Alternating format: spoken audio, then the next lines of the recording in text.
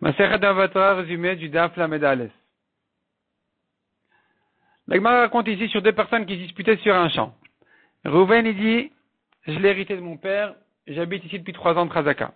Shimon, il dit, je l'ai hérité de mon père, j'habite ici depuis 3 ans de Khazaka.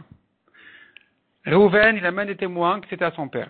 Shimon, il amène des témoins qu'il habite ici depuis 3 ans de Khazaka. Qu'est-ce qu'on fait ici? Rabba dit, il faut donner à Shimon qui a des témoins comme quoi il a fait une bonne Khazaka sur ce champ-là. Parce que tu dois le croire que c'était à son père, même s'il n'a pas de témoin. S'il voulait mentir, il aurait pu dire directement, je t'ai acheté ce champ-là, et ça fait 3 ans que j'y habite, en silence, donc il est à moi.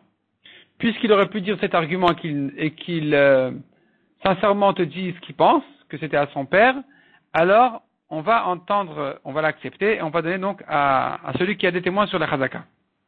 Abaye objecte Rabba en disant non, tu ne peux pas le croire que c'était à son père quand c'est contredit par des témoins. Les témoins disent que c'était au père de Reuven. Il vient maintenant Shimon, il dit j'ai des témoins que j'habite ici depuis 3 ans. Et donc croyez-moi que c'était à mon père, mais on ne va pas te croire que c'était à ton père si c'est contredit par des témoins. Donc on ne peut pas lui donner. Il faudrait donner donc à Reuven.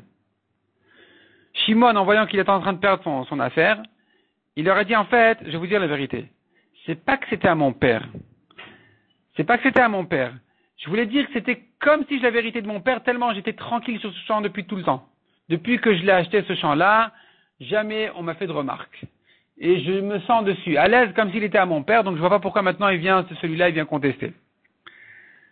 La question qui se pose maintenant, c'est que si Shimon avait dit ça depuis le début, si Shimon avait dit à Reuven, c'est vrai, c'était à ton père, mais je te l'ai acheté, ou bien je l'ai acheté de ton père, et j'habite ici depuis 3 ans de Khazaka. S'il avait dit comme ça depuis le début, il amène des témoins sur sa Khazaka, on l'aurait entendu, on lui aurait donné. Maintenant qu'a priori il n'a pas dit comme ça, a priori il a dit c'était à mon père, il vient maintenant se contredire, en disant non, c'était pas à mon père, c'était à ton père, mais je l'ai acheté. Un homme ne peut pas se contredire au Bedin.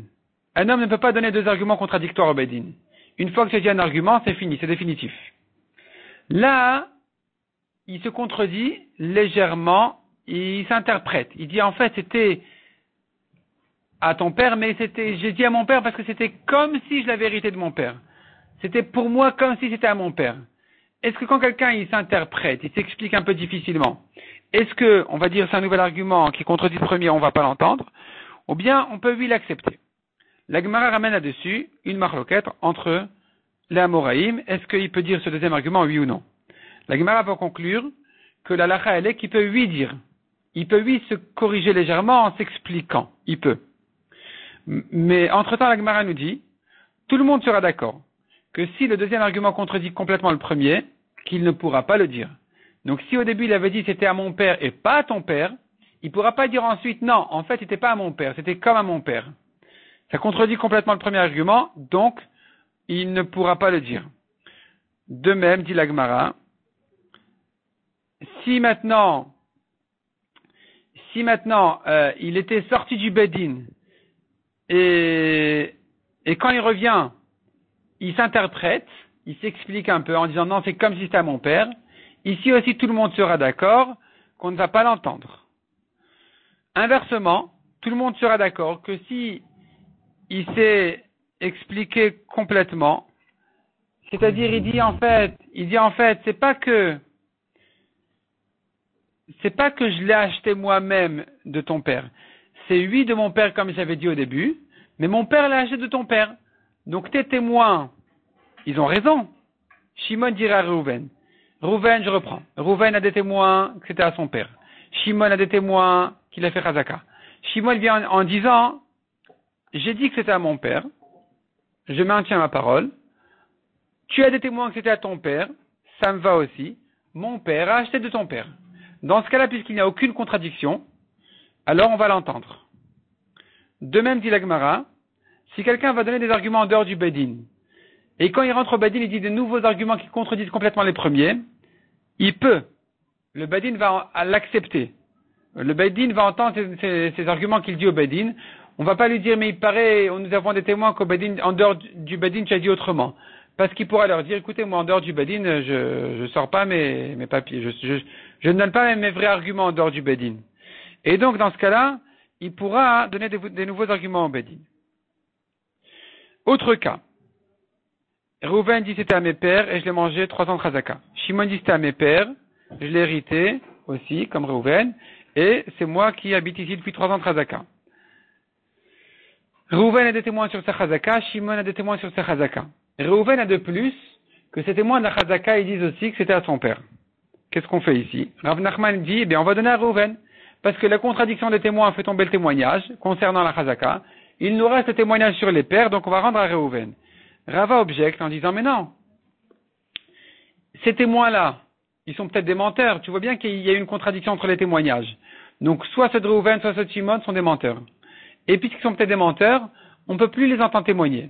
La Gemara nous ramène là-dessus une marloquette. Est-ce que des témoins qui se sont contredits, 2 contre 2, donc le témoignage tombe, on ne peut plus entendre ni ceux-là ni les autres. Mais est-ce que maintenant, par ailleurs, on va les entendre? On va accepter un autre témoignage complètement de ceci ou de cela, oui ou non? Nous avons là-dessus une marloquette entre Ravuna et Rav Chizda.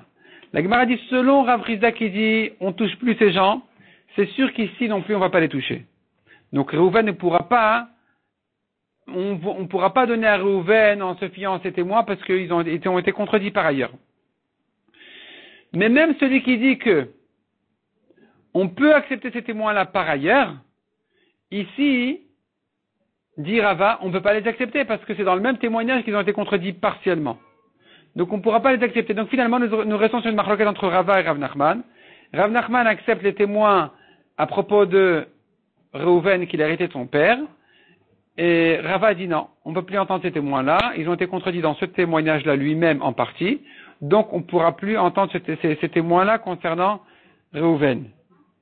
La Gemara dit, donc finalement, Rav Nachman voulait donner à Reuven. Il voulait donner à Reuven en s'appuyant sur ces témoins qui disaient que c'était à son père. Shimon est revenu en amenant des témoins que c'était à son père, à lui, à Shimon. Donc maintenant, Reuven et Shimon, ils sont égaux. Reuven a des témoins que c'était à son père et qu'il a fait Chazaka. Shimon a des témoins que c'était à son père et qu'il a fait Chazaka. Qu'est-ce qu'on fait maintenant? Le Bedin de Rav Nachman avait déjà donné à Reuven. Il va sortir de Reuven maintenant pour remettre devant Reuven et Shimon, en doute, parce que maintenant ils sont équivalents. Et on va dire, bah bon, mais c'est comme ça, et qu'on n'aura pas donc à craindre que les gens, ils vont se moquer du Bedin en disant, ouais, hier ils ont donné à Reuven, aujourd'hui ils donnent à Shimon, ils sont pas sérieux, ils savent pas ce qu'ils font. Ou bien non, le Bedin doit se respecter. Hier on a donné à Reuven, aujourd'hui Shimon n'a pas de preuve plus forte que Reuven, on ne pourra pas les donner à Shimon. Donc Rav Nachman avait tendance à donner, à rendre à Shimon ses droits, et à le mettre équivalent avec Reuven. Il a été objecté par Rava qui lui ramène des Tanaïm, un Tana qui pense qu'on craint que les gens vont se moquer du Bedin, ils vont dire qu'il n'est pas sérieux. Rav Nachman a dit, bah, si c'est comme ça, alors je pourrais pas rendre à Shimon ses droits. Finalement, Rav Nachman a rendu à Shimon ses droits, et la Gemara dit, la raison elle est parce que Rav Nachman a trouvé 3 Tanaïm qui pensent qu'on ne craint pas ce que les gens vont dire du Bedin.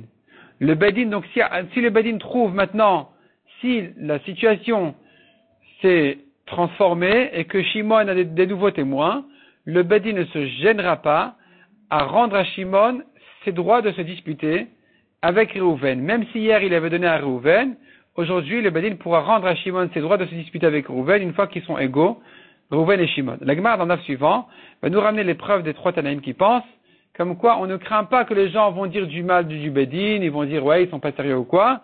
On craint pas ça et le Bedin aura le droit donc de juger à chaque fois selon là où on en est aujourd'hui, d'après les témoignages et d'après tout ce qui est arrivé au Bedin.